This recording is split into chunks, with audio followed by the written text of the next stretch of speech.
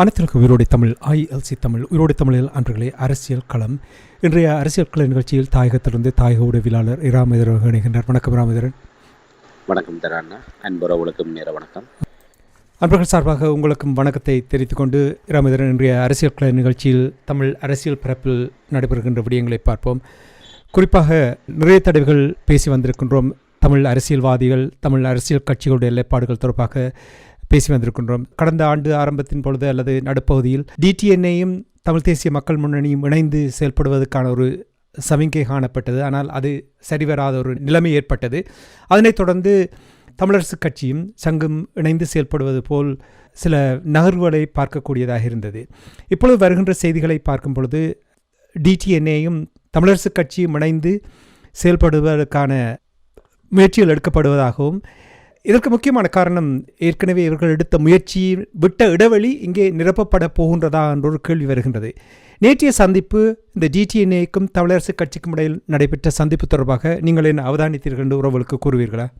நிச்சயமாக ஒரு கடந்த சில வாரங்களாகவே தமிழரசு கட்சிக்கும் ஜனநாயக தமிழ் தேசிய கூட்டணிக்கும் இடையிலான பேச்சுவார்த்தைகள் உத்தியோகபூர்வமான முறையில்னு ஒரு பரபரப்பாக இடம்பெற்று வருவதை அவதானிக்கூடியதாக. அந்த வகையில் தான் நேற்றைய தினமும் அண்மையிலே வவுனியாவில் ஒரு கலந்துரையாடல் நடைபெற்றது. அதை தொடர்ச்சியாக நேற்றைய தினம் யாழ்ப்பாணத்திலே ஒரு கலந்துரையாடல் நடைபெற்றிருக்கின்றது.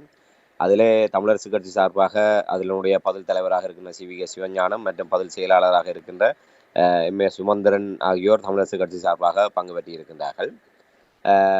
அதுக்கு அடுத்ததாக பார்த்தால் ஜனநாயக தமிழ் தேசிய கூட்டணி சார்பாக அந்த கூட்டணி கட்சிகளுடைய தலைவர்களாக EPR கட்சி சார்பிலே சுரேஷ் பிரேமச்சந்திரன் அவர்களும், டெலோ சார்பிலே செல்வம் அடைக்கலநாதன் அவர்களும், ஜனநாயக போராளி கட்சி சார்பிலே வேந்தன் அவர்களும், புலட் சார்பிலே சித்தார்த்தன் அவர்களும், அதே போன்று இந்த ஜனநாயக தமிழ் தேசிய கூட்டணியினுடைய செயலாளராக இருக்கின்ற ரத்னகுமார் மற்றும் சமத்துவ மக்கள் கட்சியைச் சேர்ந்த சந்திரகுமார், இவர்கள் ஜனநாயக தமிழ் தேசிய கூட்டணி சார்பிலே கலந்து கொண்டிருக்கின்றார்கள். அதிலே ஒரு இன்று வரை இந்த கூட்டணி தொடர்பான ஒரு உத்தியோகபூர்வமான ஒரு நிலைப்பாடுகள் வெளிப்படுத்தப்படாவிட்டாலும், இந்த சந்திப்புகளுக்கு பின்னரான ஊடக சந்திப்புகளிலே அவர்கள் கூறுகின்ற கருத்துக்களை வைத்துக் கொண்டுதான் இந்த விடயங்களை அவதானிக்கக்கூடியதாக இருக்கின்றது. அந்த வகையில் இப்போ நேற்றைய தினம் கூட சுரேஷ் பிரேமச்சந்திரன், சுமந்திரன் அவர்கள் இந்த கருத்தை கூறுகின்ற போது முழுக்க மாகாண சபை தேர்தலை நடத்த வேண்டும் காலம் தாழ்த்தி கொண்டிருக்கின்றார்கள். அந்த மாகாண சபை தேர்தலை உடனடியாக நடத்த வலியுறுத்துவது என்கின்ற அளவிலே தான் இந்த இவர்களுடைய ஒரு கலந்துரையாடல் முக்கிய நோக்கம் என்பதாகத்தான் அறியக்கூடியதாக இருக்கின்றது. அது மாத்திரமல்ல, நேற்று ஊடக சந்திப்பில் இவர்கள் தெரிவித்த கருத்தின் அடிப்படையில் பார்க்கின்ற போது தெற்கிலங்கையில் இருக்கின்ற ஏனைய தரப்புகளையும் இணைத்து கொண்டு மாகாண சபை தேர்தலை நடத்துவது தொடர்பான அழுத்தங்களை அரசாங்கத்துக்கு ஏற்படுத்துவது தொடர்பாக இங்கே கலந்துரையாடப்பட்டிருப்பதாக இவர்கள் தெரிவித்திருக்கின்றார்கள். அது மாத்திரமல்லாமல் இவர்கள் தமிழ் தேசிய கூட்டமைப்பாக செயல்படுவது என்பது தொடர்பாகவும் இவர்கள் கலந்துரையாடி இருப்பதாக அறியக்கூடியதாக இருக்கின்றது. வெளிப்படையாக ஊடகங்களுக்கு இவர் சொல்கின்ற விடயம் ரெண்டு விடயம் தான். ஒன்று அரசியலமைப்பு, மற்றது மாகாண சபை. அதிலே மாகாண சபைக்கு தான் இவர்கள் முதல் உரிமையை கொடுத்து கொண்டிருக்கின்றார்கள். மாகாண சபை தேர்தலை, அதாவது மாகாண சபை தேர்தல் காலவரையின்றி ஒத்திவைக்கப்படுகின்ற அந்த பின்னணி தொடர்பாக விரிவாக ஆராயப்பட்டதாகவும், உடனடியாக மாகாண சபை தேர்தலை நடத்துவதற்கு எவ்வாறான அழுத்தங்களை கொடுப்பது, அவ்வாறு சேர்ந்து செயல்படுவது என்பது தொடர்பாக கலந்துரையாடப்பட்டதாகவும், புதிய அரசியலமைப்பு கொண்டு வரப்படுகின்ற சூழ்நிலையிலே அந்த விடயத்தை எவ்வாறு எதிர்கொள்வது என்பது தொடர்பாகவும் கலந்துரையாடப்பட்டதாக வருகின்ற நேரடியாக அவர்கள் சொல்கின்ற ஒவ்வொரு சந்திப்புகளிலுமே இந்த விடயத்தை தான் அவர்கள் முதன்மைப்படுத்தி வருகின்றார்கள். சுமந்திரன் அவர்களும் நேற்றைய தினம் ஊடகங்களுக்கு கருத்து தெரிவிக்கின்ற போது அதே விடயத்தை தான் கூறியிருக்கிறார். மாகாண சபை தேர்தல் உடனடியாக நடத்தப்பட வேண்டும், அதை நடத்தாமல் இந்த அரசாங்கம் காலம் தாழ்த்தி வருகின்றது என்கின்ற ஒரு நிலைப்பாட்டை அவர்கள் அங்கே வெளிப்படுத்தி இருக்கின்றார்கள். ஆகவே இப்போதைக்கு தமிழ் தேசிய கூட்டமைப்பாக ஒரு மாகாண சபை தேர்தல் ஒன்று நடத்தப்படுமாக இருந்தால் அதிலே தமிழ் தேசிய கூட்டமைப்பாக இந்த பழைய பங்காளி கட்சிகளை முனைத்து கொண்டு செயல்படக்கூடிய ஒரு நிலையை நோக்கி இந்த கலந்துரையாடல்கள் நடத்தப்பட்டு வருவதை நாங்கள் அவதானிக்கூடியதாக இருக்கின்றது. தமிழ் அரசியல் பரப்பை எடுத்து பார்த்தீர்கள் என்றால் எதிர்ப்பு அரசியலும் தங்களுடைய இதுக்கே தக்க வைப்பதற்கான அரசியலும் தான் இதுவரையில் எங்களுடைய தமிழ் அரசியல்வாதிகள் செய்தார்கள். எதிரெதிரே பேசுவார்கள், இடக்கிட வந்து பேசுவார்கள். இந்த கூட்டு முயற்சி எவ்வளவு காலத்துக்கு இந்த கூட்டு முயற்சி தொடரும் என்று நீங்கள் எதிர்பார்க்கிறீர்கள்? இதனுடைய உறுதிப்பாடு எவ்வாறு இருக்கின்றது, அதனுடைய உள்ளாந்தம் எப்படி இருக்கிற போகின்றது என்பதை விட முதலில் நாங்கள் பார்க்க வேண்டியது இந்த கூட்டு. என்றால் இன்று கூட்டு சேருவார்கள், நாளை பிரிந்து சென்று விடுவார்கள். சுமந்திரன் அந்த அந்த நிகழ்ச்சிகளில் தான் செயல்படுகிறார். இதை எப்படி உறுதிப்படுத்துவது? உண்மையிலே எல்லோருக்குமே இருக்கின்ற ஒரு கேள்விதான். ஏனென்று சொன்னால் ஒரு உரையிலே ஒரு கத்தி தான் இருக்க முடியும். இரண்டு கத்திகள் என்பதை விட பல கத்திகள் ஒரு உரையிலே செருகின்ற ஒரு பின்னணியை போன்றுதான் இப்போது நாங்கள் இந்த கூட்டை நாங்கள் பார்க்க முடியும். ஆரம்பத்தில் தமிழ் தேசிய கூட்டமைப்பு என்கின்ற ஒன்று தமிழீழ விடுதலை புலிகள் அமைப்பினால் அது உருவாக்கப்படுகின்ற போது இருந்த நிலைமை என்பது, அதனுடைய கடிவாளம் என்பது ஒரு இடத்திலே இருந்தது. அதாவது தமிழ் மக்களுடைய அந்த விடுதலை அரசியலை நேர்மையாக கொண்டு செல்லக்கூடிய வகையிலும், ஒரு தியாக அரசியலை நேர்மையாக கொண்டு செல்லக்கூடிய ஒரு அடித்தளத்திலும் அது உருவாக்கப்பட்டதன் காரணமாக அங்கே பதவிகளுக்காகவும் தலைமைகளுக்காகவும் அடிபடுகின்ற ஒரு நிலைமை இருக்கவில்லை. தலைமை என்பது ஒரு இன விடுதலையை தலைமை தாங்கி நடத்தி கொண்டிருந்த அந்த ஒரு ஒப்பற்ற அந்த இயக்கம், ஒப்பற்ற தலைவனுடைய கடிவாளத்துக்கு கீழாக அது அதனுடைய கட்டுப்பாடுகள் இருந்ததன் காரணமாக இவர்களால் தடமாறி போகக்கூடிய அளவுக்கு நிலைமைகள் இருக்கவில்லை. அதன் காரணமாக அந்த தமிழ் தேசிய கூட்டமைப்பு என்பது பல கத்திகள் இருந்தாலும் அந்த உரை ஒரு கச்சிதமான ஒன்றாக அது காணப்பட்டதன் காரணமாக லாபகமாக அது கையாளப்பட்டது. இல்லை, அந்த கத்திகள் தாங்களாகவே தங்களுக்குள் சேதாரம் இல்லாமல் அதிலே அந்த உரைக்குள்ளாக உறைந்து இருக்கக்கூடிய வகையில் அவர்களுடைய செயற்பாடு இருந்தது. ஆயுதங்கள் மௌனிக்கப்பட்டதுக்கு பிற்பாடு அந்த நிலைமை மாறியது. இவர்களுக்குள் இருந்த ஏட்டிக்கு போட்டியான நிலைமை, அதன் காரணமாக அந்த ஒரு உரைக்குள்ளேயே அந்த கத்திகள் தங்களுக்குள்ளாகவே பதம் பார்க்க தொடங்கியது. இதன் காரணமாக எப்படி ஒவ்வொருவரும் வெளியே வந்தார்கள், வெளியேற்றப்பட்டார்கள் என்பதெல்லாம் உலகறிந்த விடயம். இப்படிப்பட்ட ஒரு பின்னணியில் தான் இப்போது மீண்டும் சுமந்திரன், சுரேஷ் பிரேமச்சந்திரன் தலைமையிலான இந்த இணைவு என்பது பாரிய ஒரு ஐயப்பாட்டுக்குரிய ஒன்றுதான். ஏன்னா 2018ஆம் ஆண்டு சாட்சாட் சுமந்திரன் அவர்கள் தான் இந்த தமிழ் தேசிய கூட்டமைப்பை உடைத்த பிரதான சூத்திரதாரி. அவர் தமிழ் தேசிய அரசியலுக்கு வருகை தருகின்ற போதே ஆணித்தரமாக எல்லோராலுமே சுட்டி காட்டப்பட்ட விடயம், முதல் புலிநீக்க அரசியல், அதுக்கு பின்னர் தமிழ் தேசிய நீக்கம். புலிநீக்க அரசியல் தொடக்கம் சுமந்திரன் உள்வருகையோடு அது அரங்கேற்றப்பட்டது. புலிநீக்க அரசியல் மூலமாக புலிகளுடைய கொள்கை, அதனுடைய தொடர்ச்சி, தாயகம், தேசிய தன்னாட்சி உரிமை, தமிழர்களுடைய அந்த விடுதலை அரசியல், அந்த எல்லாமே சிதைக்கப்பட்டு ஒரு சாக்கடை அரசியல் என்பது முதன்மைப்படுத்தப்பட்டது. அதற்கு பின்னர் தமிழ் தேசிய நீக்கம் செய்யப்பட்டு வெறுமனே ஒரு கட்சி அரசியலாக கொண்டு வரப்பட்டது. தமிழ் தேசிய கூட்டமைப்பு என்பது ஒரு தமிழ் தேசத்தினுடைய, தமிழ் தேசியத்தினுடைய ஒரு ஒருங்கிணைவு சக்தியாக அது உருவாக்கப்பட்டிருந்த நிலையிலே அதற்குள்ளாக இப்படியான ஒரு செயல்பாடுகள் காரணமாக அங்கிருந்து தமிழ் தேசியம் நீக்கப்பட்டு கட்சி அரசியல் மட்டுமே அங்கே மேலோங்கக்கூடிய அளவான நிலைமை முதன்மைப்படுத்தப்பட்டது. அந்த கட்டத்தில் 2018ஆம் ஆண்டு நாங்கள் தமிழரசு கட்சியாகவே நாங்கள் தேர்தலை எதிர்கொள்ளப் போகின்ற உள்ளூராட்சி மன்ற தேர்தலை என்று அறிவித்து, அதற்கு முன்னதாகவே இந்த கூட்டணி கட்சிகளாக இருந்தவர்கள் எல்லாம் வெளியேறி செல்லக்கூடிய ஒரு நிலைமையை சுமந்திரன் லாபகமாக ஏற்படுத்தியிருந்தார். அந்த உள்ளூராட்சி மன்ற தேர்தலோடு அந்த கூட்டணி சுக்குநூறாக உடைந்தது. தமிழ் தேசிய கூட்டமைப்பு என்பது உடைந்து தமிழரசு கட்சி மட்டும் தொக்கி நின்றது. அந்த தமிழரசு கட்சி தொக்கி நின்ற போதிலும் அது ஒரு குறிக்கப்பட்ட காலம் தனக்கான ஒரு அடையாளத்தை எடுக்கின்ற வரை அந்த தமிழ் தேசிய கூட்டமைப்பு என்கின்ற ஒரு பிம்பத்தை அவர்கள் கட்டி காப்பாற்றினார்கள். சம்பந்தனுடைய மறைவோடு அதுவும் இல்லாமல் போய்விட்டது. இப்போது முழுக்க முழுக்க தமிழரசு கட்சி என்பது சுமந்திரனுடைய கட்சியாக மாறிவிட்டது. தந்தை செல்வநாயகம் அவர்களுடைய சமஷ்டி கட்சியாக தமிழர்களுடைய அந்த விடுதலை அரசியலிலே மிகப்பெரிய ஒரு செல்வாக்கு செலுத்தக்கூடிய, இல்லை இலங்கை அரசியலிலே ஒரு நீண்ட அரசியல் பாரம்பரியத்தோடு ஒரு பல்வேறு தியாகங்களோடு கட்டமைக்கப்பட்ட இந்த தமிழரசு கட்சி என்பது இன்று சுமந்திரன் என்கின்ற தமிழர்களுக்கு விரோதமான நிலைப்பாடுடைய ஒருவருடைய முற்று முழுதான கட்டுப்பாட்டுக்குள் அவருடைய ஒரு குடும்ப கட்சி போன்று அந்த கட்சி மாற்றம் அடைந்திருக்கின்றது. சிவிக சிவஞானம் என்பவர் அவருடைய ஒரு கிளிப்பிள்ளை. அவருக்கு இருக்கின்ற அந்த பேரவைத் தலைவர் என்ற பதவி இப்போதும் ஒட்டி கொண்டு, மாகாண சபை நடந்தால் என்ன நடக்காவிட்டால் என்ன, அவர் அந்த பேரவைத் தலைவர் என்ற கோதாவோடு அவர் இருக்கின்றார். ஒருவேளை இந்த முறையும் அந்த பேரவைத் தலைவர் என்ற, அதாவது மாகாண சபை சபாநாயகர் பேரவைத் தலைவராக அவர் இருப்பார் என்றால் அந்த ஒரு உடன்பாட்டோடு தான் அவர் அதை நகர்த்தி கொண்டு செல்கின்றார். அவருடைய வாழ்நாள் காலத்திலே அதை விட அடுத்த கட்டம் அவருக்கு பெரிய ஒரு எதிர்பார்ப்புகள் இருக்க போவதில்லை. அதை நிறைவேற்றுகின்ற ஒரு இலக்கோடு சுமந்திரன் தரப்போடு இணைந்து அவர் செயல்படுகின்றார். ஆகவே சிவிக சிவஞானம் அவர்களை நாங்கள் தனித்தான ஒரு தலைமையாகவோ இல்லை ஒரு தமிழ் தேசிய அரசியலில் செல்வாக்கு செலுத்தக்கூடிய ஒரு வலுமிக்க ஒரு சக்தியாகவோ நாங்கள் பார்த்து விட முடியாது. அவர் 10ஓடு 11ஆக இருந்து செயல்பட்டு போகக்கூடிய ஒருவர்.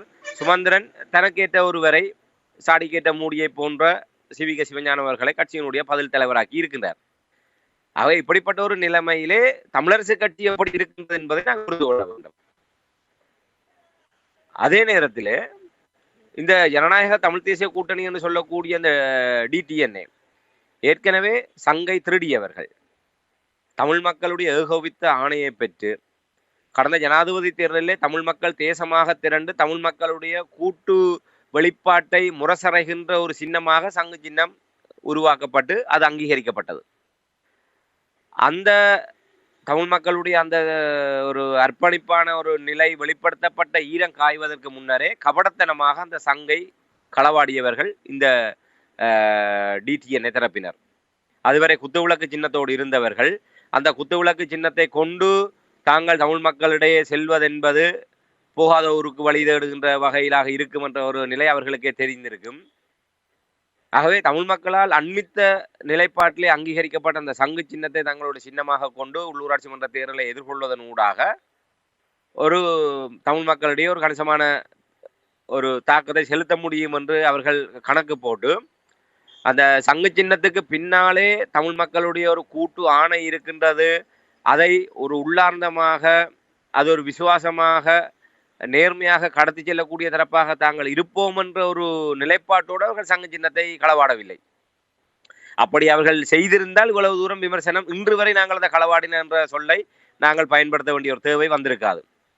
முழுக்க முழுக்க தங்களுடைய இருப்பரசியலை மையப்படுத்தி ஏற்கனவே எல்லோருமே தோற்று போனவர்களாக இருக்கின்றார்கள். சீதாதன், சுரேஷ் பிரேமச்சந்திரன், அதே போன்று ஜனநாயக போராளிகள் கட்சியாக இருக்கட்டும், ஏனையவர்கள் எல்லோருமே, சந்திரகுமார், எல்லோருமே தோற்று போய் மக்களால் நிராகரிக்கப்பட்டவர்களாக இருக்கின்றார்கள். இல்லை ஒரு செயல்பாட்டு அரசியல். இப்ப தோற்று போனது என்பது கூட அது ஒரு பெரிய ஒரு பழிச்சொல் அல்ல. அந்த நிலையிலே தொடர்ந்து தாங்கள் தக்க வைப்பது என்பதுதான் ஏற்றுக்கொள்ள முடியாத ஒன்று. ஒரு தோற்று போன நிலையிலிருந்து வெற்றிக்கான முயற்சி என்பது எப்படி இருக்க வேண்டும்? அந்த முயற்சி என்பது வெறுமனே பதவிகளை இலக்கு வைத்ததாக அல்லாமல் செயல்பாட்டு நிலையிலான முனைப்பாக இருக்க வேண்டும். இன்று நாம் தமிழர் கட்சி ஒரு 10 ஆண்டு 15 ஆண்டுகளிலே இன்று அதனுடைய வளர்ச்சி என்பது செயல்பாட்டு நிலையிலான வளர்ச்சி. அவர்கள் தமிழ் தேசிய மக்கள் முன்னணியை போன்று ஒரு மலட்டுத்தனமாக நாங்கள் வென்றால் எங்களுக்கு வெற்றியெல்லாம் ஒரு பிரச்சனை இல்லை, ஆனால் கொள்கையை நாங்கள் விட்டு கொடுக்க மாட்டோம், தோற்றாலும் பரவாயில்லை, 100 தடவை தோற்றாலும் நாங்கள் இப்படித்தான் இருப்போம் என்று முரட்டு பிடிவாதம் பிடிக்காமல் அதே வார்த்தையை அவர்கள் கூறினாலும் ஆனால் செயல்பாட்டு நிலைமையிலே அங்கே நாம் தமிழர் கட்சி தன்னை தகவமைத்துக் கொண்டிருக்கிறது தமிழக அரசியலிலே. அதன் காரணமாகத்தான் இவ்வளவு பெரிய ஒரு திராவிட அரசியலுக்கும் இந்திய தேசிய அரசியலுக்கும் ஈடு கொடுத்து 36 லட்சம் வாக்குகளை பணமே கொடுக்காமல் அங்கே பெற்று தங்களுடைய இருப்பை தக்க வைக்க முடிகின்றதுன்னு சொன்னால் அங்கே ஒரு செயல்பாடு இருக்கின்றது. அந்த மிகப்பெரிய ஒரு சுனாமி அலைகளுக்குள்ளாகவே நின்று அந்த தங்களுடைய சின்னத்தை மக்களிடையே கொண்டு போய் சேர்ப்பிக்கக்கூடிய அளவுக்கு அந்த செயல்பாடும் அந்த மக்களுடைய நம்பிக்கையும் கட்டி எழுப்புகின்றார்கள். இன்று வரை அவர்களுக்கு ஒரு வட்டார உறுப்பினரோ இல்லை ஒரு சட்டமன்ற உறுப்பினரோ இல்லை. அப்படி இருந்தும் அவர்கள் ஒரு பூச்சிய நிலையிலே ஒரு அதிகாரத்தை கைப்பற்றாத ஒரு நிலைமையில நின்றும் இன்றைக்கு அவர்கள் இவ்வாறு வளர்கின்றார்கள் என்று சொன்னால் அந்த ஒப்பீட்டை நாங்கள் இங்கே பார்க்கின்ற போது இங்கே தமிழ் தேசிய மக்கள் முன்னணி அதோடு ஒத்துப்போகின்ற ஒன்றாக இருக்கும். ஆனால் அவர்கள் வெறுமனே அந்த கோஷத்தை முன்வைக்கின்றார்கள். நாங்கள் கொள்கையை விட மாட்டோம், வெற்றி எங்களுக்கு வெற்றிக்காக நாங்கள் யாரோடும் சேர மாட்டோம். ஆனால் அது வெறுமனே வாய் வார்த்தையாக கூறிக்கொண்டு செயல்பாட்டு நிலையிலே தங்களை அந்த வெற்றிக்கு தகுதியானவர்களாகவோ இல்லை வெற்றிக்கு கிட்டவாக செல்லக்கூடிய வகையிலான முயற்சிகளை அவர்கள் எடுப்பதில்லை. கடந்த உள்ளூராட்சி மன்ற தேர்தலிலே ஒரு நெருக்கடி நிமித்தமாக தமிழ் தேசிய பேரவையாக ஒரு கூட்டணியை அவர்கள் அமைத்தார்கள். அந்த கூட்டணி கூட இப்போது எவ்வளவு தூரம் உயிர்ப்போடு இருக்கின்றது என்பதை, என்றால் அங்கே சிவாஜிலிங்கம் தரப்பு தவிசாளராக வெள்ளாட்டுத்துறையில் இருக்கின்ற காரணத்தினால் அது முழுக்க அது தமிழ் தேசிய பேரவையாகத்தான் அது இருக்கின்றது, தமிழ் தேசிய மக்கள் முன்னணியாக இல்லை. ஆகவே அவர்களுடைய நிலைப்பாடும் தங்களை வளர்த்துக் கொள்வதற்காக இல்லை. இவர்களும் சங்கை திருடியவர்கள். அந்த சங்குக்கு தமிழ் மக்கள் வழங்கிய அந்த கூட்டு ஆணை, சங்கு என்பது தமிழ் மக்களுடைய அண்மித்த ஒரு ஒற்றுமையினுடைய சின்னம், அதை அந்த சின்னத்துக்குரிய மகத்துவத்தோடு அதை நாங்கள் கடத்தக்கூடிய ஒரு பற்றுறுதியோடு இருக்கின்றோம் என்ற நிலைப்பாட்டோடு இவர்கள் எவருமே இல்லை. எப்படி விட்டதை பிடிப்பது என்கின்ற பிரதான இலக்கை நோக்கி நகர்வுகளாகத்தான் இந்த ஜனநாயக தமிழ் தேசிய கூட்டணியினர் இருக்கின்றார்கள். இப்ப இன்று வரை அவர்கள் தங்களை அந்த தமிழ் மக்களுடைய விடுதலை அரசியலுக்கு மிக நெருக்கமானவர்களாக எங்கேயுமே தடம் பதிக்கவில்லை. இது வரும் குற்றச்சாட்டு அல்ல. ஜெனீவா அமர்வு நேரமாக இருக்கட்டும், அவர்கள் தனித்து ஒரு கையெழுத்து போராட்டத்தை நடத்தினார்கள். நாங்கள் அந்த நேரமே அந்த விடயங்களை தெளிவாக சுட்டிக்காட்டியிருந்தோம். காணாமல் ஆக்கப்பட்ட ஒரு விவகாரத்திலே ஒரு காத்திரமான எந்த ஒரு முன்னெடுப்புகளும் இல்லை. நில விடுவிப்பு, காணி அபகரிப்பு உள்ளிட்ட விடயங்களிலே எந்த ஒரு காத்திரமான நிலைப்பாடுகளும் இல்லை. தையிட்டி விவகாரத்திலே ஒரு காத்திரமான நிலைப்பாடு இல்லை. தையிட்டி விவகாரம் என்பது ஒரு 19 தனியே ஒரு குறியீடாக நாங்கள் அதை ஒரு விடயமாக தள்ளிவிட முடியாது. தமிழர் தாயகத்தின் மீதான ஆக்கிரமிப்பு, பௌத்த ஆக்கிரமிப்பினுடைய ஒரு அழுத்தமான ஒரு அவமான சின்னமாகத்தான் நாங்கள் அதை கருத வேண்டும். அதை எப்படி நாங்கள் கையாளுவது, அதை எப்படி நகர்த்துவது என்பது தொடர்பாக எந்த விடயங்களும் இல்லை. ஜெனீவாவை எப்படி நாங்கள் கையாளுவது என்பது தொடர்பாக எந்தவித நகர்வுகளும் இல்லை. ஏன்னால் நீங்கள் சங்கு சின்னத்தை வைத்திருக்கின்ற காரணத்தினால் நாங்கள் இந்த விடயங்களை எல்லாம் பேசித்தான் ஆக வேண்டும். ஏன்னால் சங்கு சின்னம் என்பது தமிழ் மக்கள் தங்களுடைய விடுதலை அரசியலை முன்கொண்டு செல்கின்ற வீட்டு சின்னம் என்கின்ற நிலை மாறி சங்கு சின்னத்துக்கான ஆணையை மக்கள் வழங்கியிருந்தார்கள் கடந்த ஜனாதிபதி தேர்தலில்.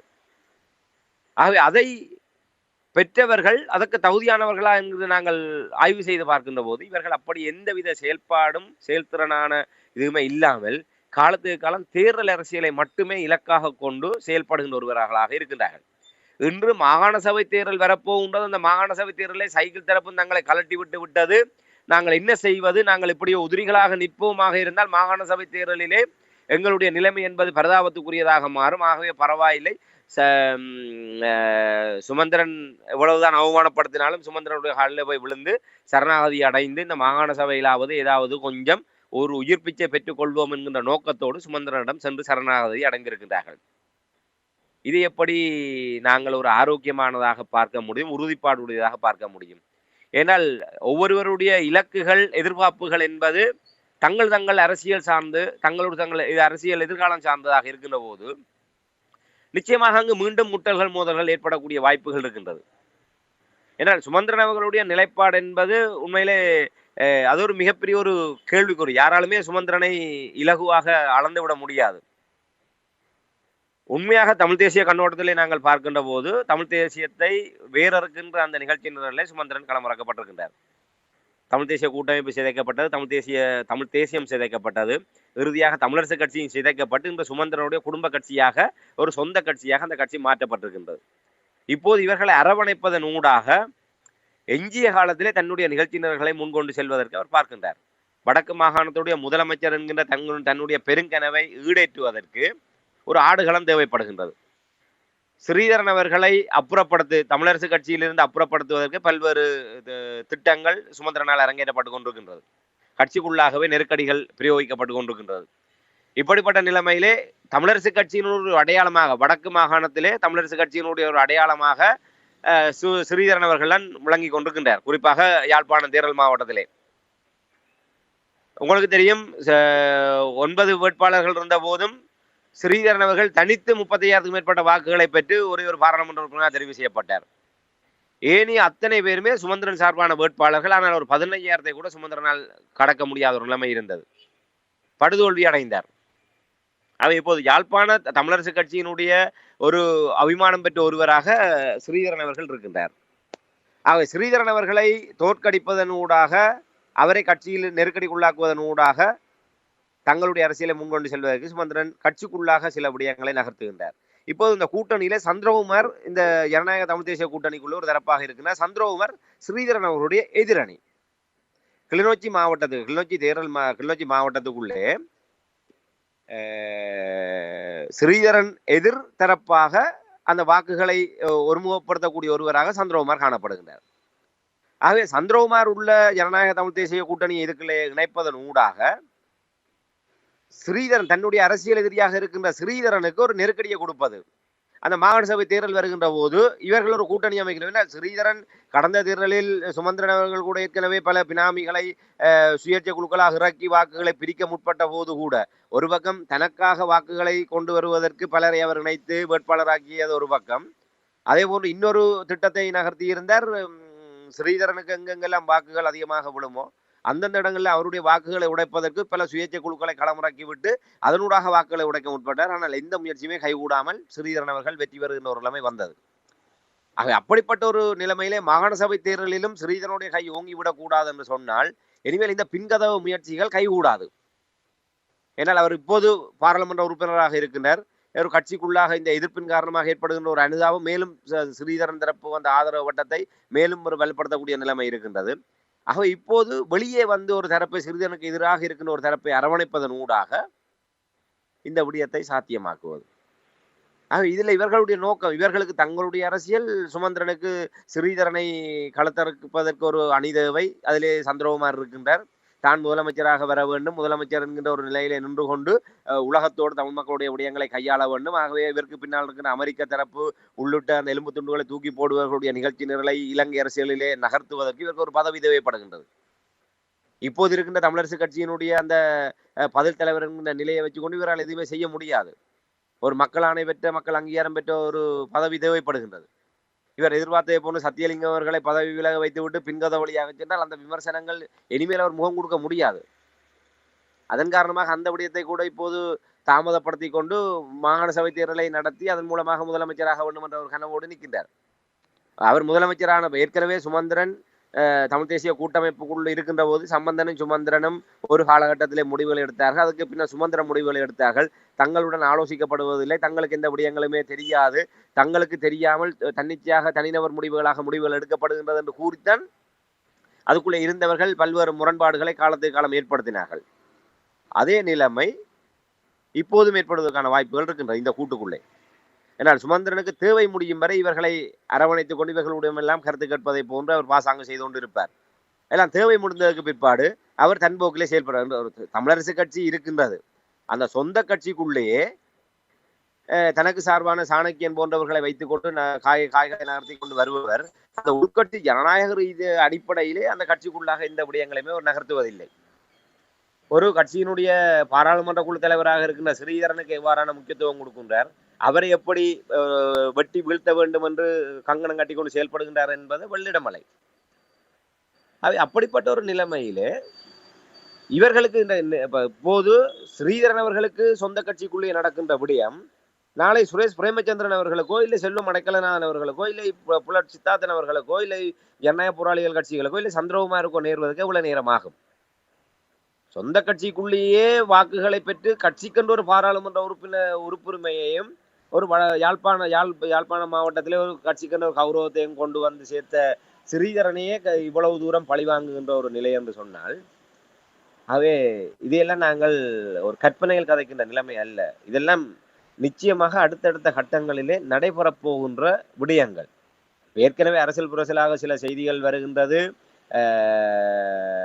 அமைச்சு பதவிகள், அதாவது சுமந்திரன் அவர்களை முதலமைச்சர் வேட்பாளராக ஏற்றுக்கொண்டுதான், ஏன்னால் ஜனநாயக தமிழ் தேசிய கூட்டணியை பொறுத்தவரையிலே சுரேஷ் பிரேமச்சந்திரன் அவர்களுக்கு முதலமைச்சர் வேட்பாளர் என்கின்ற நிலைப்பாடு ஆணித்தரமாக இருந்தது. ஏற்கனவே இந்த உள்ளூராட்சி மன்ற தேர்தல் காலங்களிலும் அந்த விடயங்கள் கட்சிக்குள்ளே ஒரு பூதாகரமாக இருந்தது. இப்போதும் அவருக்கு அப்படியான தன்னுடைய இதை கூட தியாகம் செய்து அதுக்குள்ளே செல்கின்றார் என்று சொன்னால் அவர்கள் ஏதோ ஒரு விஷயத்தை எதிர்பார்க்கின்றார்கள். சுமந்திரனை பொறுத்தவரையிலே இவர்கள் தங்கள் இனி சங்கு என்கின்ற விடயம் இனி எவ்வளவு தூரம் சாத்தியப்படுமோ தெரியாது. ஆகவே வீடு என்கின்ற நிலைக்கிலே சென்று மீண்டும் ஒரு தமிழ் தேசிய கூட்டமைப்பு என்கின்ற ஒரு ஏமாற்று கதையை கூறிக்கொண்டு அவர்கள் தங்களுடைய அரசியல் அபிலாஷைகளை நிறைவேற்ற முற்படுகின்றார்கள். ஆகவே சுமந்திரன் அவர்களுடைய அந்த முதலமைச்சர் கனவை இவர்கள் ஓரளவு ஏற்றுக்கொண்டிருப்பதாக அறியக்கூடியதாக இருக்கின்றது.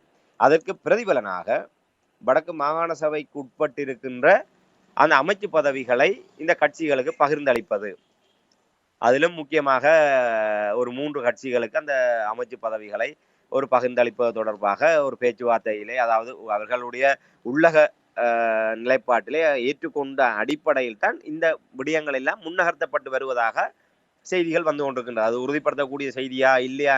ஆனால் நிச்சயமாக அதிலே உண்மைத்தன்மை இல்லாமல் இருக்காது. ஏன்னால் இவர்கள் அப்படியான ஒரு இணக்கப்பாடு இல்லாமல் இவர்கள், ஏன்னா இவர்களுடைய இலக்கு என்பது மாகாண சபை. இனிமேல் இப்போதைக்கு 4 வருடங்களுக்கு உள்ளூராட்சி மன்ற தேர்தல் வரப்போவதில்லை. இனி 4 வருடங்களுக்கு ஜனாதிபதி தேர்தல் வரப்போவதில்லை, பாராளுமன்ற தேர்தல் வரப்போவதில்லை. ஆக இனிமேல் இருக்கின்ற ஒன்று மாகாண சபை. அந்த மாகாண சபை ஊடாக தாங்கள் விட்டதை கைப்பற்ற வேண்டும் என்று சொன்னால் அதிலே தங்களுடைய அபிலாஷைகளை நிறைவேற்ற வேண்டும்.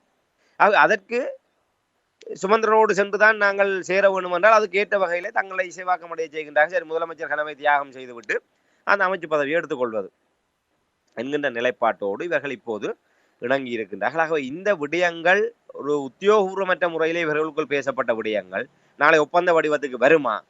இல்லை நாளை இந்த தமிழரசு கட்சியும் ஜனநாயக தமிழ் தேசிய கூட்டணியும் ஒரு உடன்பாட்டை அவர்கள் ஏற்படுத்தி, தேர்தலுக்காக ஒரு உடன்பாட்டை அவர்கள் ஏற்படுத்தி கொள்கின்ற போது, அந்த தேர்தல் உடன்பாட்டின் போது அவர்கள் இந்த விடயங்கள் எல்லாம் இறுதி செய்யப்படுகின்ற போது இந்த நிலை நீடிக்குமா? இல்லை இறுதி செய்யப்பட்டதற்கு பிற்பாடு கடந்த காலத்தை போன்று சுமந்திரன் அதை மீறி செயல்படுகின்ற போது, என்றால் மக்கள் அதைத்தான் ஏற்றுக்கொள்வார்கள் என்று இல்லையே. இப்போது ஒரு நிலைப்பாட்டோடு இவர்கள் வருகின்றார்கள். ஒருவேளை தேர்தல் முடிவுகள் வருகின்ற போது அதுக்கு ஒரு எதிரான ஒரு முடிவுகள் மக்களால் வழங்கப்படுகின்ற பட்சத்திலே அப்போது இந்த முடிவுகள், இந்த நகர்வுகள் எல்லாம் எப்படி இருக்க போகின்றது என்பதை நாங்கள் பார்க்க வேண்டும். அப்படியான ஒரு நிலைமையிலே இந்த கூட்டணி எப்படி இருக்க போகின்றது? ஏற்கனவே கொள்கை கூட்டணி என்று சொன்னவர்களே ஒரு 6 மாதம் கூட தாக்கு பிடிக்க முடியாமல் இன்று நடுத்தரவிலே நின்று ஒருவர் விமர்சிக்கின்ற நிலைமை வந்திருக்கின்றது என்று சொன்னால் வெளிப்படையாக தெரிகின்றது இது பதவிக்கான கூட்டணி. இதனுடைய உறுதிப்பாடு, இதனுடைய உறுதித்தன்மை எல்லாம் நாங்கள் இப்போ தங்கத்தை உரசி பார்க்க வேண்டிய அளவுக்கு நாங்கள் உரசி பார்க்க ஒரு மேலோட்டமாகவே தெரியக்கூடிய ஒன்று. இது இந்த மாகாண சபை தேர்தல் ஒருவேளை நடத்தப்படும் என்கின்ற நிலை வந்தால் மட்டும் அதுவரை இது நகரக்கூடிய ஒன்றாக இருக்கும். இல்லை என்று சொன்னால் இதுவும் காணாமல் போய்விடும். ஆகவே இது ஒரு உறுதியான ஒரு கூட்டணியாக அமைந்து இவர்கள் தேர்தலை எதிர்கொண்டால் கூட இது தமிழ் மக்களுக்கு ஒரு பயனளிக்கக்கூடிய வகையிலே, தமிழ் தேசிய அரசியலுக்கு வலி சேர்க்கக்கூடிய வகையிலே ஒரு உறுதிப்பாடான ஒரு கூட்டாக இது இருக்குமா என்றால் நிச்சயமாக என்னால் இல்லை என்றுதான் கூற முடியும். நாங்கள் இவ்வளவு காலமாக தமிழ் அரசியல் பரப்பில் கோமாளிகள் அரசியல் செய்கிறார்கள் என்று கூறிக்கொண்டு வந்திருக்கின்றோம். அதை நீங்கள் இப்பொழுது உறுதிப்படுத்துகிறீர்கள். பதவிக்கும் சலுகைக்கும் அதிகாரத்துக்காகவும் போட்டி போடுகிறார்கள் என்றால் இப்போ பாருங்கள், நீங்கள் ஸ்ரீதரன் தொடர்பாக கூறும்பொழுது அவர்களுக்குள் உள்வீட்டு பிரச்சனை இருந்தாலும் ஸ்ரீதரன் கூட பாருங்கள் பார் லைசன்ஸுக்காக ஓடிப்போய் ஜனாதிபதியை தனியாக சந்தித்தார். பிறகு அதனைத் தொடர்ந்து அவர் ஜனாதிபதியினுடைய வேட்பாளருக்கு வாக்களித்த சர்ச்சை இப்பொழுது ஓடிக்கொண்டிருக்கின்றது. ஒரு கேள்வி கேட்கிறேன் இவர்கள் எல்லாரிடமும். டித்வா புயல் வந்தது. இந்த அரசியல்வாதிகளில் எத்தனை பேர் இந்த பாதிக்கப்பட்ட மக்களை போய் பார்த்து உங்களுடைய நிலைமை எப்படி இருக்கிறது, உங்களுக்கு சில வசதிகள் வாய்ப்புகள் தந்திருக்கிறார்கள், என்ன எப்படி இருக்கிறீங்களோ ஒரு ஆறுதலுக்காவது யாராவது கேட்டிருக்கிறார்களா? யாராவது கேட்டு அதை சமூக வலைத்தளத்தில் போட்டிருக்கிறார்களா? இல்லை. அப்போ நீங்கள் இப்போ கூறுவதுதான் சரி. சலுகைக்காகவும் தங்களுடைய அதிகாரத்துக்காகவும் அரசியலை நடத்தி கொண்டிருக்கிறார்கள். நாங்கள் கடந்த தேர்தலில் சொன்னோம், இருப்பவர்கள் அவ்வளவு பேரையும் அகற்ற வேண்டும் என்று. ஆனால் அங்கே 4-5 பேர் தப்பித்து விட்டார்கள். புதிதாக வாரது கோமாளியாக இருந்தாலும் பரவாயில்லை, இவர்கள் அந்த நிரந்தரமாக இருந்து பழகி அதுக்கே மக்கள் வாக்கு போட வேண்டிய ஒரு நிலைமை வந்துவிட்டது. புதிதாக கோமாளிகளாக வரும்பொழுது மக்கள் தயங்காமல் வாக்கு போட்டு மாற்றி விடுவார்கள். அந்த நிலைமையை ஏற்படுத்த வேண்டும் என்பதைத்தான் என்னால் கூற முடியும். இது இப்படியே போய்கொண்டிருந்தால் அங்கே இனம் வாடிக்கொண்டிருக்கின்றது. வலிந்து காணாமலாக்கப்பட்டவர்கள் நிலைப்பாட்டை பாருங்கள். அந்த நாட்டிலிருந்து மக்கள் வெளியே செல்கிறார்கள். இனப்பெருக்கத்தின் தொகை குறைவு. கொஞ்சம் கொஞ்சமாக தமிழர்களே இதை அழித்து கொண்டு போகக்கூடிய ஒரு நிலைமை இவர்கள் ஏற்படுத்தி கொடுக்கிறார்கள் என்று என்னுடைய வேதனையை நான் இங்கே கொட்டிக்கொண்டு, இப்போ நீங்கள் இவர்களுடைய தமிழ் மக்கள் தொடர்பாக ஒரு கூட்டாக சேர்ந்து செயல்படுவது என்று சொல்லும் பொழுது சிலர் உடனடியாக கூறுவார்கள், அவர்கள் எங்கேயாவது ஒரு சின்ன விடயத்தில் சேர்ந்து செயல்படுவதற்கு தயாராக இருக்கிறார்கள், அதை சாதகமாக பார்க்கலாம் தானே என்று கூறுவார்கள். அவர்களுக்கு நீங்கள் என்ன கூறுவீர்கள்? இப்போ உங்களை போன்றுதான் இப்படியான விடயங்கள், ஆயுதங்கள் மௌனிக்கப்பட்டதற்கு பின்னர் இப்படியான ஒருங்கிணைவுகள் ஒரு இன விடுதலைக்காக இல்லை இந்த விடுதலை அரசியலை முன்கொண்டு செல்வதற்கான ஒரு சாதகமான திருப்பு முனையாக இருக்காதா என்று நம்பி ஏமாந்து போனவர்களில் நாங்களும் ஒருவர். நாங்கள் எப்போதுமே முடிந்த முடிவாக எதுவுமே முடியாது என்று சொல்லி கொண்டிருக்கின்ற ஒரு முரட்டுத்தனமான அரசியலை முன்வைப்பவர்களும் இல்லை. ஆனால் ஒரு 17வது ஆண்டிலே, அதாவது ஆயுதங்கள் மௌனிக்கப்பட்டு 2009ஆம் ஆண்டு மே மாதம் 18ஆம் தேதிக்கு முன்னர் எங்களுடைய நிலை எப்படி இருந்தது, அந்த மௌனிக்கப்பட்ட நேரத்திலே அந்த ஈழத்தமிழ் மக்களுடைய அரசியல் எவ்வாறு இருந்தது, எங்களுக்கான அந்த படிநிலை முன்னேற்றம் எப்படி இருந்தது, எங்களுடைய பேரம் பேசுகின்ற நிலை எப்படி இருந்தது, அதற்கு பின்னர் 2009க்கு பின்னர் எவ்வாறு இருந்தது என்கின்ற நிலைப்பாட்டை நாங்கள் மீளாய்வு செய்து பார்த்து கொண்டு இந்த 17வது வருடத்திலே 2026ஆம் ஆண்டிலே நாங்கள் நிற்போமாக இருந்தால் நிச்சயமாக இதை ஒரு சாதகமாக பார்க்க முடியாது. ஏனென்று சொன்னால், இப்போ 2009 ஆயுதங்கள் மௌனிக்கப்படுவதற்கு முன்னர் ஈழத்தமிழ் மக்களுடைய நிலைமை என்பது ஒரு நிகழ்நிலை அரசாங்கமாக விடுதலை புலிகள் அமைப்பு ஒரு அரசாங்கத்தை நடத்தி கொண்டு ஒரு உலகம் ஏற்றுக்கொள்ளக்கூடிய வகையிலான ஒரு தரப்பு என்கின்ற ஒரு நிலையிலே தமிழ் மக்களுடைய விடயத்தை கொண்டு வந்து நிறுத்தி இருந்தது. இலங்கையிலே இதுவரை காலமும் உள்நாட்டு யுத்தம் என்று சொல்லி கொண்டிருந்த ஒரு நிலை மாறி 2 இனங்களுக்கு இடையிலான ஒரு இனப்பிரச்சனை இலங்கையில இருக்கின்ற நிலை அந்த 2009 ஆயுதங்கள் மௌனிக்கப்படுகின்ற முன்னரே அது எட்டப்பட்டு விட்டது. ஆகவே நீண்ட காலமாக 57ஆம் ஆண்டு, 77ஆம் ஆண்டு, 83ஆம் ஆண்டு, 83ஆம் ஆண்டு இனக்கலவரம் தான் இந்திரா காந்தி அம்மையார் இனப்படுகொலை என்று முதலாக ஒரு சர்வதேச தலைவர் அதை அறிவித்திருந்தார். அதற்கு முன்பு சுதந்திரம் பெற்ற காலத்திலிருந்து தமிழர்கள் வகை தொகை இல்லாமல் படுகொலை செய்யப்பட்டு கொண்டிருந்தார்கள். அப்போதெல்லாம் அது உள்நாட்டு பிரச்சனை, உள்நாட்டு கலவரம் என்பதாக, அது கலவரம் என்பதாகவே சொல்லப்பட்டது. ஆனால் அந்த நிலையெல்லாம் மாறி 2 இனங்களுக்கிடையே ஒரு தீராத ஒரு பிரச்சனை இருக்கின்றது என்கின்ற நிலையை ஏற்றுக்கொள்ள வைத்து தமிழர்களை ஒரு சமதரப்பாக ஏற்றுக்கொள்கின்ற ஒரு வலைநிலைமைக்கு கொண்டு வந்து நிறுத்தப்பட்டிருந்தது. அந்த ஆயுதங்கள் மௌனிக்கப்பட்ட காலத்திலே இந்த நிலை மேலும் ஒரு வலுவான ஒரு நிலை எட்டப்பட்டிருந்தது. அந்த முள்ளிவாய்க்கால் மக்கள் சிந்திய ரத்தம், அந்த உயிர் தியாகங்கள், விடுதலை புலிகள் அமைப்பு இருந்த காலப்பகுதிகளிலே, அந்த போராட்டம் இருந்த காலத்திலே சர்வதேசத்துக்கு இருந்த நிகழ்ச்சி நிரலுக்கு அமைவாக ஈழத்தமிழ் மக்களுக்கான அந்த விடுதலை அரசியலுக்கான கதவுகள் இறுக சாத்தப்பட்டிருந்தது. ஆனால் ஆயுதங்கள் மௌனிக்கப்பட்டதுக்கு பிற்பாடு இந்த பூகோள அரசியல் களத்திலிருந்து விடுதலை புலிகள் அமைப்பு வெளிப்படையாக இல்லாமல் செய்யப்பட்டதற்கு பிற்பாடு அந்த முள்ளிவாய்க்காலில் கொல்லப்பட்ட அந்த உயிரிழந்த எங்களுடைய லட்சக்கணக்கான மக்களுடைய அந்த உயிர் தியாகம் என்பது அந்த இறுக சாத்தப்பட்ட அந்த மேற்குலகத்தினுடைய இரும்பு கதவுகளை தானாக திறக்க செய்தது என்றால் மிக இல்லை. இதுவரை காலமும் எங்களுடைய விடயத்தை எட்ட வைத்து பார்த்த மேற்குலகம் தங்க தாம்பாளத்தில் வைத்து சர்வதேச மனித உரிமை விவகாரம் என்கின்ற அளவிலே அந்த விடயத்தை மேற்குலகத்தினுடைய முதன்மையான நிலையிலே தொடர்ச்சியாக பல வருடங்கள் தக்க வைத்துக் கொண்டிருந்தது. அந்த நிலையை நாங்கள் இன்று 2026ஆம் ஆண்டிலே எங்கே கொண்டு வந்து விட்டிருக்கின்றோம் என்பதை நாங்கள் திரும்பி பார்க்க வேண்டியிருக்கின்றது.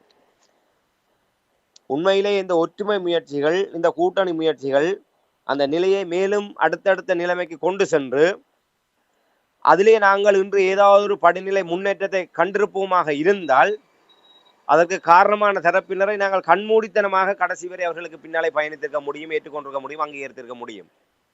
நீங்கள் இதிலே எவரை சொல்ல முடியும்? இன்று இந்த இழிநிலையிலே தமிழ் மக்களுடைய அந்த விடுதலை அரசியல் நிற்கின்றதுன்னு சொன்னால் அதுக்கு முழுக்க முழுக்க ஒருவரான் காரணம் சாட்சாட் சுமந்திரன். யாராலும் மறுத்துவிட முடியாது. இன்று தமிழ் மக்கள் முள்ளிவாய்க்காலில் எவ்வளவு பெரிய ஒட்டுமொத்தமாக இத்தனை ஆண்டு கால தமிழ் மக்களுடைய போராட்டத்தினுடைய ஒரு குவி மையமாக அந்த நந்திக்கடல், அந்த முள்ளிவாய்க்கால் பேரழிவு இன்று உலகத்திலே முதன்மையான பிரச்சனையாக இன்று 2009க்கு பின்னர் பல பிரச்சனைகள், பல களங்கள் உலகத்திலே திறக்கப்பட்டது. அந்த களங்களை எல்லாம், அந்த பிரச்சனைகளை எல்லாம் 2ஆம் நிலையாக்கி முதன்மை பிரச்சனையாக இந்த ஈழத்தமிழ் மக்களுடைய விவகாரம் இந்த சர்வதேச அரங்கிலே கொண்டு வரப்பட்டது என்று சொன்னால் அதை வலுக்குறைப்பு செய்ததிலே பிரதான சூத்திரதாரி சுமந்திரன். அதிலே யாரும் மாற்றுக்கிறதுக்கு இடமில்லை, யாருமே அதுக்கு முட்டு கொடுக்க முடியாது. இனப்படுகொலை என்கின்ற நிலையை நோக்கி தமிழ் மக்களுடைய விவகாரம் நகர்ந்து கொண்டிருந்த போது அந்த இனப்படுகொலைக்கான உள்கூறுகள், மூலக்கூறுகள் என்று அதுக்குள்ளே புகுந்து விளையாட்டு காட்டியவர் தான் சுமந்திரன் அவர்கள். இனப்படுகொலை என்று சொல்ல முடியாது, அதுக்கான எந்தவித காரணங்களும் இல்லை என்று. இன்று பதவி இழந்ததுக்கு பிற்பாடு, மக்களால் விரட்டி அடிக்கப்பட்டதுக்கு பிற்பாடு அவர் வேஷம் போட்டு கொண்டிருக்கின்றார், அது வேறு கதை. ஆனால் சொல்ல வேண்டிய இடங்களில் எல்லாம் ஈழத்தமிழ் மக்களுக்கு எதிராகவும் ஈழத்தமிழ் மக்களுடைய அந்த விடுதலை அரசியலை சிதைக்கின்ற வகையிலான செயல்பாடுகளை செய்தவரான் சுமந்திரன் அவர்கள். இதற்கு யாரிடம் அவர் அனுமதி பெறவில்லை. தமிழ் மக்கள் அளித்த வாக்குகளினூடாக சம்பந்தன் பின்கதவு வழியாக சுமந்திரனை கொண்டு வந்து அவரை அரியணை ஏற்றி அவரை ஜெனீவா வரை அனுப்பி வாஷிங்டன் வரை அனுப்பி ஐநா மன்றங்களிலே எல்லாம் இவ்வாறான விடயங்களை செய்தவர். இன்று ஜனநாயக தமிழ் தேசிய கூட்டணியாக இருப்பவர்கள் இந்த விடயத்திலே என்ன நடவடிக்கை எடுத்தார்கள்? அந்த நேரங்களில் எல்லாம் சுமந்திரனுக்கு எதிராக அரசியல் செய்தவர்கள் இன்று என்ன நோக்கத்துக்காக சுமந்திரனோடு சேர்ந்திருக்கின்றார்கள்? அதை எப்படி நாங்கள் சரி செய்ய போகின்றோம்? சரி செய்ய முடியுமா? சரி செய்யக்கூடிய இடத்துல இருக்கின்றது. இந்த சர்வதேசம் 2015 இவர்கள் இந்த இணக்க அரசியல் என்ற பெயரிலே ஒரு அரசாங்கத்தை ஸ்தாபித்ததற்கு பிற்பாடு தமிழ் மக்களுடைய இந்த விடுதலை கோரிக்கை என்பது, இந்த விடுதலை அரசியல் என்பது வேறு சொல்லாடல்களூடாக மடைமாற்றப்பட்டது. நல்லிணக்கம், இணக்க அரசியல் இந்த பெயர் இன்று வரை கடத்தப்படுகின்றது.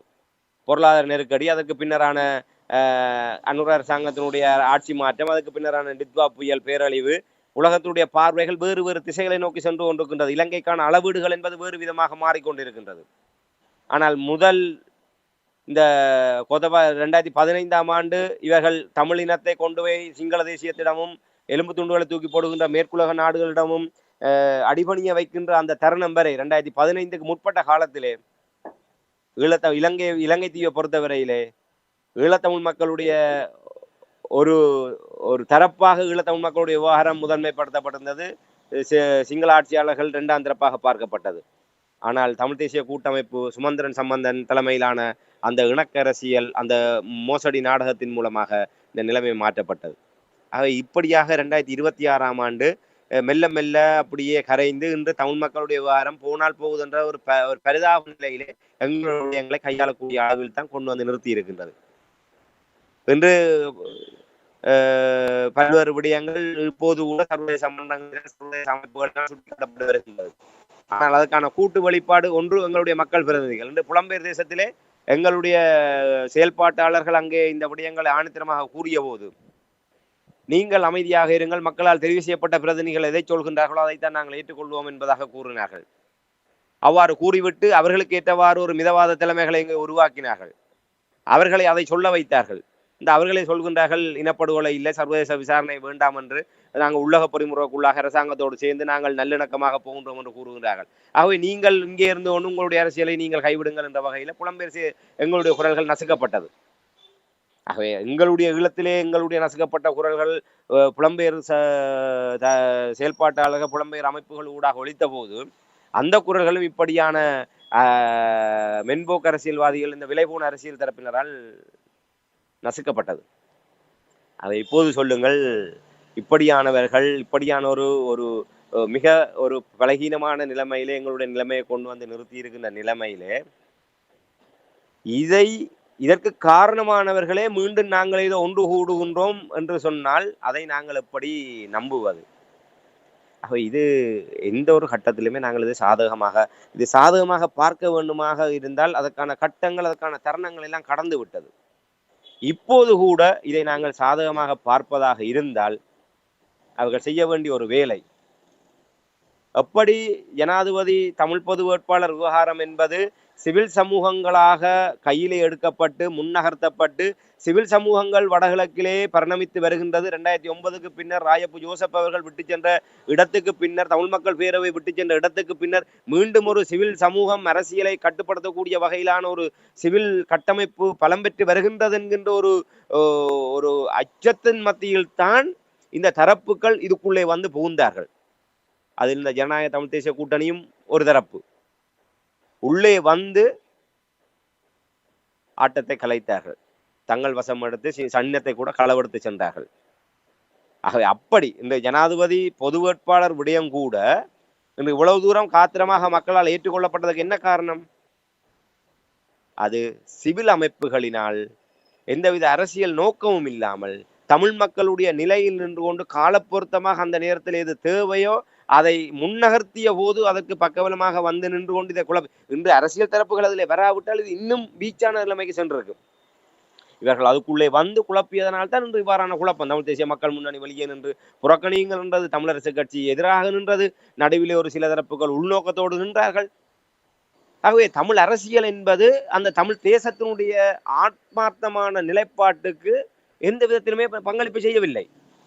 அப்படி இருந்தும் இன்னும் 2 லட்சத்துக்கு மேற்பட்ட மக்கள் நேரடியாகவும் 5 லட்சத்துக்கு மேற்பட்ட மக்கள் மறைமுகமாக 2வது 3வது விருப்பு வாக்குகளாக அளித்து இன்று மிகப்பெரிய ஒரு மாற்றத்தை ஏற்படுத்தி இருந்தார்கள். இதே எங்களுடைய தமிழ் தரப்புகள் அப்போது ஒன்றுபட்டு நின்றிருந்தால், தமிழர்களுடைய ஆத்மார்த்தமான நிலைப்பாடு அது. உங்களுடைய அரசியல் சுயலாபங்களை விட்டுவிட்டு நீங்கள் அந்த பொது வேட்பாளருக்கு பின்னாலே அணியமாக இருந்தால், இன்று சிங்களத்துக்கு மட்டுமல்ல சர்வதேசத்துக்கும் தெளிவாக ஒரு செய்தியை சொல்லி இருக்க முடியும். அந்த ஜனாதிபதி பொது வேட்பாளரை நாங்கள் தமிழ் மக்களுக்கான ஒரு ஆணையாக நாங்கள் அதை மாற்றியிருக்க முடியும். நிகழ்காலத்திலே 2025ஆம் ஆண்டு தமிழ் மக்களுடைய நிலைப்பாடு, அரசியல் நிலைப்பாடு இதுதான் என்பதை நாங்கள் உலகத்துக்கு தெளிவாக சொல்லி இருக்க முடியும். ஆனால் எதையுமே நாங்கள் தவற விட்டு. அப்ப இப்ப வந்து நின்று கொண்டு நீங்கள் உங்களுடைய மாகாண சபை தேர்தல் வரப்போது சுமந்திரனை முதலமைச்சராகணும், இல்ல அமைச்சராகணும், எங்களுடைய கட்சி தலைவர் மேரெல்லாம் அமைச்சராகணும் என்ற கனவோட நீங்கள் இதுக்குள்ள வர்றதை வந்து நாங்கள் இப்படி மாற்றம் என்று எடுத்துக்கொள்ள, இதுக்காகத்தானே நாங்கள் போராடினோம்? இதுதானா தமிழ் மக்களுடைய அபிலாசை? இதுதான் தமிழ் மக்களுடைய எதிர்பார்ப்பா? இல்ல இதுதான் தமிழ் மக்களுடைய வேணவாவா? முதலமைச்சர் கனவும் அமைச்சர் பதவியும் இந்த மாகாண சபையை தக்க வைப்பது தான் எங்களுடைய கனவா? இல்லை. ஆக எங்களுடைய நிலைப்பாடு என்பது தமிழ் மக்களுடைய தேசம் தமிழ் மக்களுடைய நிலைப்பாடு என்பது வேறாக இருக்கின்ற போது, நீங்கள் உங்களுடைய அரசியல் எதிர்பார்ப்புகளுக்காகவும் அரசியல் லாப நட்ட கணக்குகளை பார்த்து கொண்டு நீங்கள் ஒரு கூட்டணியை சேர்ந்து விட்டால் அதை சாதகமாக நாங்கள் பார்த்து ஆறுதல் அடைய வேண்டும் என்று சொன்னால், நிச்சயமாக எங்களுடைய மனச்சாட்சியை நாங்கள் ஓரமாக தூக்கி வைத்து விட்டு நாங்களும் இவர்களுக்கு ஜிங்ஜக் போடுபவர்களாக இருந்தால் மட்டும்தான், இல்லை இவர்களுக்கு முரட்டுத்தனமாக முட்டு கொடுக்கின்ற பக்தர்களாக இருந்தால் மட்டும்தான் நாங்கள் இந்த வேலையை செய்யலாம். எனவே எனக்கு ஒன்று மட்டும் புரியவில்லை ராமேந்திரன், என்னவென்றால் நாங்கள் அடிக்கடி இங்கே விமர்சித்து கொண்டு வருகின்ற இந்த தமிழ் அரசியல் பரப்பில் எந்த ஒரு மாற்றத்தையும் காண முடியவில்லை. அரசியல்வாதிகளை மாற்ற வேண்டுமென்று விரும்பினார்கள், ஆனால் பெரிய மாற்றம் வரவில்லை. ஒரு சிறிய மாற்றம் வந்திருக்கின்றது. அடுத்த தடவை அந்த மாற்றம் வரும் என்று எதிர்பார்க்கலாம். ஆனால் இப்போ நீங்கள் பாருங்கள், நீங்கள் இப்போ தமிழரசு கட்சி தொடர்பாக அவர்களுடைய நிலைப்பாட்டை, உண்மை நிலைப்பாட்டை கூறுகிறீர்கள். வெறுமனவே அவர்களுக்காக எதிராக பேச வேண்டும் என்றதுக்காக நீங்கள் கூறவில்லை. அதேபோல் டிடிஎன்ஏ தொடர்பாக கூறினீர்கள். இனி தமிழ் தேசிய மக்கள் முன்னணி தொடர்பாக நீங்கள் அடிக்கடி உங்களுடைய எதிர்ப்பை தெரிவித்துக் கொண்டு வருகிறீர்கள். நேர்களுடைய கேள்வி என்னவாக இருக்கின்றது என்றால், எல்லாவற்றையும் கூறிக்கொண்டு எதிர்ப்பாக நாங்கள் இருப்போமாக இருந்தால் இது தமிழ் மக்களை, தமிழ் தேசியத்தை, தமிழ் மக்களுடைய அபிலாஷைகளை பலவீனப்படுத்தும் ஒரு விடயமாக நீங்கள் பார்க்கவில்லையா என்று கேட்கிறார்கள். இதற்கு என்ன கூறுவீர்கள்? குறை சொல்கின்ற கண்ணோட்டத்திலோ குறை சொல்ல வேண்டும் என்ற நிலைப்பாட்டோடோ நாங்கள் இந்த விடயங்களை முன்னகர்த்துவதில்லை. அது எல்லோருக்குமே தெரியும். ஆனால் நாங்கள் சில விடயங்களிலே ஆறுதல் அடைகின்ற ஒரு நிலைமை வருகின்ற போது என்று பொதுவாகவே எங்களுடைய மனநிலைகளிலே மாற்றம் ஏற்பட்டு விட்டது. ஒரு 20 வருடத்துக்கு முன்னர் நாங்கள் ஒவ்வொருவருமே எங்களுடைய மனச்சாட்சியை நாங்கள் தொட்டு பார்ப்போமாக இருந்தால், எங்களுடைய தெரிவுகள் என்பது எப்போதுமே தரமானவை, நம்பகமானவை, நிலைத்து நிற்கக்கூடியவை நோக்கி தான் இருந்தது. ஒரு சாதாரண நுகர்விலே எங்களுடைய அவ்வாறு தான் இருந்தது. ஒரு தொலைக்காட்சி பட்டி வேண்டுமாக இருந்தால் ஒரு நின்று நிலைக்கக்கூடிய வகையிலே ஒரு ஒரு ஒரு பெயர் பெற்ற ஒரு நிறுவனத்தினுடைய ஒரு தொலைக்காட்சி பட்டியோ இல்லை இலத்திரனியல் சாதனத்தை தான் வாங்குவோம். சந்தையிலே விலை குறைவாக இருக்கின்றது என்ற காரணத்துக்காக கூட நாங்கள் எங்களுடைய முடிவுகளை, விருப்பங்களை நாங்கள் மாற்றி அமைக்காதவர்கள். ஈழத்தமிழ் மக்களுடைய தெரிவுகள் என்பது எப்போதுமே தரமானவை. ஆகவே ஈழத்தமிழ் மக்களுடைய நுகர்வுக்கு ஏற்ற வகையில் தான் எங்களுடைய சந்தைகளை தரமான பொருட்கள் நிறைத்திருந்தது. அது இலத்திரனியல் பொருட்களாக இருக்கட்டும், இல்லை வேறு எந்த வகையான பொருட்களாக இருக்கட்டும், அத்தனையுமே தரமானவை. ஆனால் விலைகள் அதிகமானவை. ஆனால் நாங்கள் விலைகளை பார்த்தோ, இல்லை ஏன விடயங்களை பார்த்தோ, போலிகளை பார்த்தோ நாங்கள் எங்களுடைய தெரிவுகளை மாற்றியமைக்காதவர்கள். ஆனால் இன்று எப்படி இருக்கின்றது? இன்னொரு பொருளை வாங்க வலிக்கிடுகின்ற போது எங்கே குறைவாக இருக்கின்றது என்கின்ற அளவுக்கு நாங்கள் எங்களுடைய நிலைப்பாடுகள் மாற்றம் அடைந்திருக்கிறது. மெல்ல மெல்ல எங்களுடைய சமூக கட்டுப்பாடுகள், கட்டமைப்புகளுடைய சிதைவுகள் ஏற்பட்டு எங்களுடைய எண்ணங்கள், சிந்தனைகளுடைய போக்குகள் மாற்றம் அடைந்து வருகின்றது. என்று எங்களுடைய நாங்களும் ஒரு அவசர யுகத்துக்குள்ளாக எப்படியும் வாழலாம் என்கிற நிலைமைக்கு நாங்கள் தள்ளப்பட்டு கொண்டிருக்கின்றோம். இன்று சாதாரணமாக நீங்கள் ஈழத்திலே ஒவ்வொரு தெருக்களிலே போக்குவரத்து சமிக்கை இருக்கின்றது.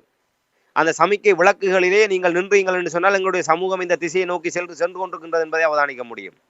ஒரு சில வினாடிகள் அந்த நில் கவனி செல் என்கின்ற அந்த சிவப்பு, செம்மஞ்சள், பச்சை அந்த விளக்குகள் எரிகின்ற போது அந்த சிவப்பு விளக்கு இருக்கின்ற போதே அடுத்தவருடைய உரிமையை மறுதளித்து பயணத்தை தொடர்கின்ற இழிவான நிலைமையில் நாங்கள் நிற்கின்றோம் ஒவ்வொருவரும். அதற்கு நாங்கள் நேரம் இல்லை என்ற ஒரு காரணத்தை நாங்கள் முதன்மைப்படுத்தி காட்டிக் கொண்டிருக்கின்றோம். ஒரு சில வினாடிகள் அதற்கூட பொறுத்திருக்க முடியாத அளவுக்கு இது ஒரு சாதாரண விடயம் அல்ல. நாங்கள் எப்படி மாறி இருக்கின்றோம் என்பதற்கான மிகப்பெரிய ஒரு அளவுகோல் இவை. இப்படிப்பட்ட நிலையிலே தான் இந்த கேள்விகள் எல்லாம் வருகின்றது. நாங்கள் என்ன விலை கொடுத்தாலும் நாங்கள் நேஷனல் கம்பெனி சோனி பனசோனிக் கூட அதுக்கு பிறகுதான் வந்தது. அது கூட அப்போ சோனியை மிஞ்சித்தான். அப்படிப்பட்ட நிலைமையிலே ஜப்பான் நாங்கள் எடுத்தால் எந்த வாகனம் எடுத்தாலும் ஜப்பான் வாகனம் என்றால் கடைசி வரை பிரச்சனை இருக்காது, பழுதாகாது என்கின்ற ஒரு நிலைமை இருந்தது, தரமான பாவனை என்ற ஒரு இது இருந்தது. ஆனால் இன்றைக்கு அப்படி இல்லை. எடுத்துக்கொண்டு வீட்டை வாரக்கிடையில உடைஞ்சு விழுந்தா கூட பரவாயில்லை, அந்த ஆடம்பரமான இதுக்குள்ள நாங்கள் போட்டோம். அப்ப இந்த நிலையில நின்று கொண்டு தேசிய அரசியலை நாங்கள் எங்களுடைய பார்த்தால் இல்லை எங்களுடைய விடுதலை அரசியலையும் பார்த்தமா இருந்தால் நீங்கள் உங்களை நோக்கி வருகின்ற நேர்களிடமிருந்து வருகின்ற கேள்வி அப்படி மனமாற்றம் அடைந்த இல்லை இப்படியான விடயங்கள் எல்லாம் மரபணுவிலே பதியமாகின்ற அளவுக்கு அதற்கு அடிமையானவர்களினால் தான் இப்படியாக பார்க்க முடியும். எல்லாத்தையுமே குறை சொல்லி கொண்டிருக்கின்றார்கள். இது குறை கூறுகின்ற விடயம் அல்ல. நாங்கள் எங்களுடைய அடுத்த தலைமுறைகளுக்கு எங்களுடைய இது ஒரு அஞ்சலோட்டம். இந்த விடுதலை அரசியல் என்பது தந்தை செல்வா காலத்துக்கு முன்பிருந்து இருந்தது. தந்தை செல்வா அரசியல் அறவழியிலே முன்னெடுத்தார். அவர் தன்னால் முடியாது, கடவுளால் தான் காப்பாற்ற முடியும் என்று அவர் கைகளை விட்ட போது தமிழ் இளைஞர்கள் ஆயுதத்தை கையில் எடுத்தார்கள். அதிலே விடுதலை புலிகள் அமைப்பு மேதகு பிரபாகரனுடைய தலைமையிலே அந்த அமைப்பு நேர்மையாக செயல்பட்டது. அவர்கள் அந்த ஒரு 3 தசாப்தங்கள் அதை கடத்தினார்கள். பின்னர் இன்று கிட்டத்தட்ட 2 தசாப்தங்கள் ஒரு வறுமையிலே சென்று கொண்டிருக்கின்றது. இந்த நிலைமை இப்படியே நீடித்து விடாது. என்று ஒரு நாள் மாற்றம் வரும்.